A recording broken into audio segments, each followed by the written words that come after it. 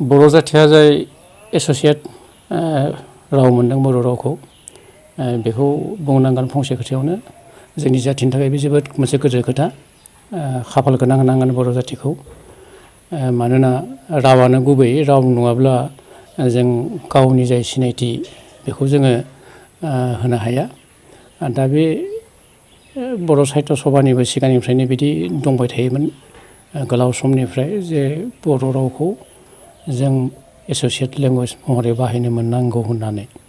आं दहायनो फंसे खोथा बुंदों खोमा जे जाथि मोनसे जौगानो थाखाय फंथाम खोथा नांगौ बे मोनसेया जाबाय बिमा हादोर बिमा राव आरो बिमा सासे खोब गोदोर पण्डित हिन्दी थुनलाइनि महाबीर प्रसाद द्विवेदी बिथाङा फंसे खोथा बुंलांदोंमोन एक माता जन्म देती है मातृभूमि चलने फिरने और कूदने का जगत देती है फिर एक मातृभाषा अपने मनों को तो विचारों एक दूसरे के सामने प्रकट करके मनुष्य जीवन को सुखमय बनती है दा बिथांनि बुंनायनि ओंथिया ओरैबायदिमोन बिमा सासेया जोंखौ जोनोम होयो बिमा हादोरा थानो होयो आरो बिमा रावा मानसिनि गोसोनि खोथाखौ मालायनो बुंनानै मानसिनि जिउखौनो सुखमय खालामो गोजोन खालामो दा बेखायनो जों दिनै नुदों जोंनि बर' जाथियाव जों नांथाब नाजानायनि गेजेरजों जों मोनसे हादोर मोननो थाखाय मोनाखैब्लाबो थेलेब माबा मोनसे जों मोनबाय बिटिआर सुक्तिनि गेजेरजों बेनिफ्राय जों बिमा रावखौ दिनै बाहायनो जों खाबु मोनबाय इउनिभारसिटि सहैबाय पिएइचडि सिन्थाय खालामलायबाय दा बे बेलायाव एस'सियेट लेंगुवेज जाय बिटिआरनि सुक्तिजों फैनाय बेखौ बाहायथि गनायथि होनो थाखाय जोंनो होदों आं बेखौ जोबोद बरायदों आं गोजोनदों आरो बेखौ जों बयबो बाहायनांगौ नाथाय फंसे खोथा बेयाव जायो दा आन्दलनकारिफोरा बा दुलाराय बर' हारिया नांथाब नाजानानै बेखौ जों लाबोदों मोनसे रावखौ जों गनायथि मोननानै जों बेखौ बाहायनो मोननांगौ होनना बुंदों दा खोथा बाहायगोन सोरो दा बेनि बेलायावनो फंसे खोथा जागोन मोनसे जों जाथिनि मानसिफोरा सांग्रां जानांगोन माने जों बेखौ बयबो बाहायनांगोन दिनै जों नुदों अफिस आदालताव थांबा जोंहा गांसे एप्लिकेसन लिरबा जों इंराजियाव थोंजों लिरो जों इंराजिखौ गारनो हाया जादों नंगौ इंराजिखौ नांगौ इन्टारनेसनेल लेंगुवेज जायो बेखौ जोंनो नांगौ नाथाय खोथा जाहैबाय मा जों जोंनि सिनायथिखौ होनो थाखाय जेरैबायदि जों मोनसे हादोर मोनबाय दिनै हादोर पुर्नांग मोनसे स्टेट नङाबा मोनसे जों मोनसे ओनसोल बिटिआर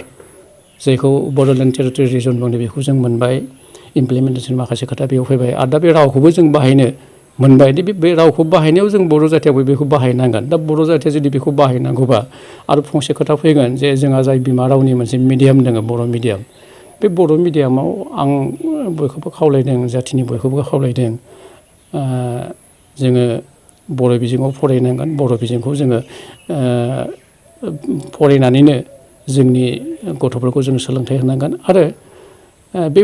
जाय जोंनि बर' राव बे बर' रावखौ जोङो अफिस आदाলত जों जेरावबो बाहायनांगोन ओरैनो अफिसफोराव गंसे गंनै साइन बर्डआव बर' राव लिरनाय थाब्लाल' दिनैयो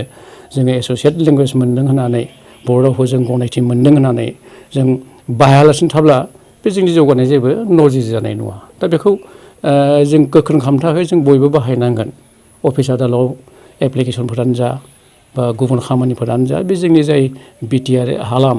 बिटिआर ओनसोल बेयाव जों बयबो बाहायनांगोन आरो बेखौ बाहायब्लाथ' आं सानो थार बिथिङाव जाय जोङो सुक्ति खालामनानै एस'सियेट बर' लेंगुवेजखौ मोनदों बेखौ जों जाफुंनो हागोन नङाबा बेखौ बाहायाब्ला बे ओरैनो थाना थागोन बेखायनो बयखौबो बाहायनो थाखाय आं खावलायगोन आरो आं गोजोननाय मोनदों मोजां मोनदों बेखौ जोङो गाव बाहायनो मोनसिगोन बेखौ जों लुबैबाय थाखादोंमोन बेनि थाखाय आङो सरकारखौबो आङो साबायखर होदों जाय जोंहा सोमावसारना जों लाबोनो हादों बिथांमोनखौ आं साबायखर होदों आरो आं गावबो सासे बर' फिसा जानानै बे रावखौ मोननो हानायखाय जोबोद गोजोनदों बर' साहित्य सभानि बर' बिजों सानदोंमोन आं बेयाव बुंदोंमोन जे जोङो बर' रावखौ बर' मिडियामनि स्कुलफोराव जों मोजोमसे मानसियाल' गामि गफायाव थानाय जायफोरा थाखा फैसानि सुबिदा गैया जायफोरा टाउन सहराव फैना फरायनाय बिथांमोनखौल' फरायहोनो नारसिनबाय थाब्ला जाया जों गावबो फरायनांगोन गावनि गथ'फोरखौ जों फोरोंनांगोन जों माखासे आं हेलानो बुंदोंमोन जों माखासे नुनो मोनदों माखासे जोंनि गोरों गोराफोरा थोंजोंनो इंराजि मिडियामाव जों हगारहरदों गथ'फोरखौ टाउन सहराव जों गोबां नुदों टाउन सहरनि खोथाया गोजाननि खोथा जाबाय दिनै गाबोन ओरैबायदि जाहैबाय जे इंराजि मिडियामखौ मानसिफोरा पसन्द जानायखायनो गामि गफाफोरावबो गामिनि खना खनलाफोराव इंराजि बिजोंनि फरायसालिफोरा गायसनजाबाय आरो बेबायदिनो बर' मिडियामा थालांबाय थाबाय। बेखायनो आं खावलायगोन जे दुलाराय बर' आइ आफाफोरा जों गोरों गोराफोरा बयबो बेखौ बर' मिडियामाव फोरोंनांगौ। बे बेलायाव नाथाय आं गावनि फिसाफोरखौ आं बर' बिजोङावनो फोरोंगोनदां आं बेखौ दिनैसिम बुंनो हायो। आं बर' बिजोङावनो साख्रि मावनानैबो आजिरा लाबाय। बेखायनो आं खर' गंलायनानै आइ आफाखौ बर' हारिनि आइ आफाखौ गारजेनखौ आरो जोंनि गोरों गोराफोरखौ बयखौबो खावलायगोन बिथांमोना बर' बिजोङाव गावनि फिसाफोरखौ फरायहोनो थाखाय हगारनांगौ। गिबियावनो आं बेखौ वेलकाम खालामो, बरायदों, गोसोजों बरायदों आरो आसाम सरकारनिसिम आंनि साबायखर बावदों। ओंखायनो आं सानदों बर' रायजो राजाफ्रा जिखिनि इस्सा खालामदोंमोन बै समनिफ्रायनो सिगांनि जायफोर लिडारफोर दंमोन बर'नि जिखुनु अर्गानाइजेसन जाथों, पलिटिकेल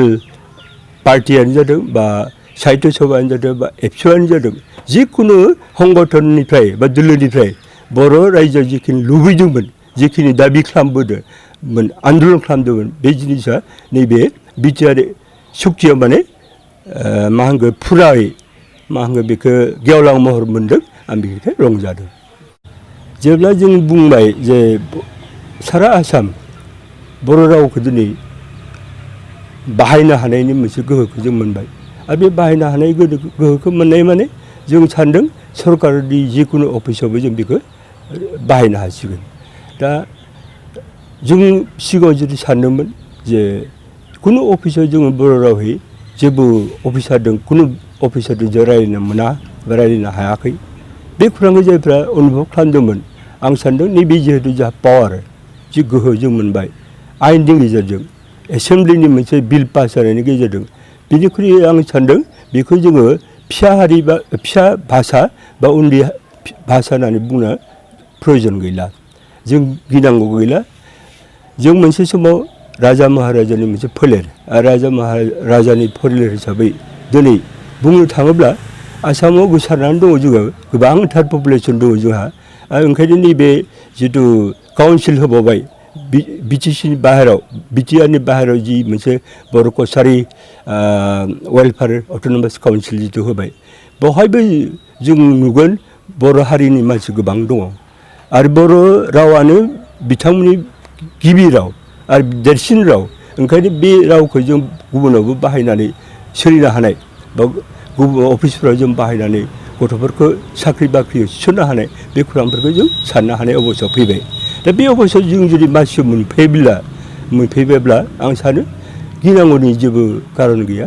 जोंनि बिमा बिफा जाथों बा फरायसाफोरानो जाथों गावनि बिमानि रावखौ जोङो मुगैनो नाङा। गावनि बिमानि रावजों जों फरायनानै गेदेर गोलाव जानो हागोन, साख्रिबो मावनो हागोन आरो बिबायदि उदाहरन बहुद दङ, बहुद दङ। दा जोंनि बेयावनो जायफोर जों बुंगोन गोबां गेदेर सुबुं दङ आरो बिथांमोना जोङो सोरबा असमिया रावजों फरायदोंब्लाबो सोरबा बिमानि रावजों फरायनानैबो गोबां माने गेदेर मानसि जानाय, गेदेमा मोनसे बिबान लाहैनाय बेबायदि जों नुनो मोनो। होमब्ला जों बेखौ साननांगौ बाथ्रा गैया। जों ओरैसो साननांगौ जे गावनि हारिखौ, गावनि भाषाखौ, गावनि कला संस्कृति माबायदियै जों फोथांना लाखिगोन बे दायित्वआ जोंनि ना। गुबुनाथ' बेखौ दायित्वखौ लानो थाखाय रावबो फैया, जों गाव लानांगोन आरो जों गाव लानांगोन नैबेबायदि जे आसामा बर' जाथिनि मोनसे बयनिख्रुइबो माने गेदेर हारिनि मोनसे स्टेट माबामोन, हादोरमोन बियो आरो बे हादोराव दिनै जों थानो मोनदों। बे हादोराव जों दिनै बेबायदि मोनसे भाषाखौ बाहायनो मोनगोन आरो बे हादोराव जोंनि जिथु काउन्सिल बुंनो थाङोब्ला बर'फोरनि काउन्सिलानो बांसिन बे आसामाव। दा नै बिटिआर मोनबाय बे बर'फोरनि होननानै बयबो बुंनो नागिरो। अबयस्से गुबुनफ्राबो जुदि बेयाव जिखिनि अधिकार दं बे अधिकारखौ हाबासो खालामनो हागोन। बिनि अनगायै जिथु बर' कसारि वेलफेयार अट'नमास काउन्सिल जिथु होबाय बेवहाय जों नुनो मोनगोन माने जोंनि बर'फोरनि जिखिनि दालाय दासा जेरै देउरिफोर दङ, जेरै टिवाफोर दङ, राभाफोर दङ, मिसिंफोर दङ, बे गासैबो जोंनि बर' हारिजों गोरोबना थानाय जायफोर सुबुं बिथांमोना गोबां माने बिबांनि दङ। बे गोबां बिबांनि थासेयावबो जों बे आसामखौ बा बे आसामनि जिखुनु मावफुंनाय बेलायाव जों गावनि गोसो बायदि बा गावनि रावजों बाहायनानै बेखौ जुदि मावफुंनो हानायनि गोहोखौ जों दिनै मोन्दों आरो बे मोननायखौ जों रंजानाया दरकार आरो ओंखायनो जों बेखौ जा दायित्व दङ बेखौ बोरै जों इमप्लिमेन्ट खालामगोन बोरै जों बेखौ बाहायलांगोन आरो बे बाहायलांनायनि गेजेरजों सानसे बेलासियाव हयथ' जोंनि बर' रावा गोजौ मासियाव मोनहैगोन आं बेखौनो आसा फारियो